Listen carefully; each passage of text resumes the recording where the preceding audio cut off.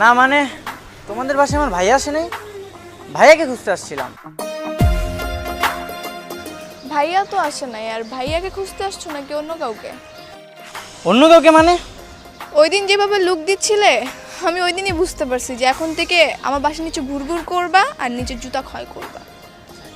কি করবো বলো, ওই দিন তোমার হাসিটা অনেক সুন্দর ছিল। আচ্ছা, আমার হাসি সুন্দর, তাহলে কি করতে হবে? সুইস ব্যাংকে রাখতে হবে যেন চুরি না হয়ে যায়।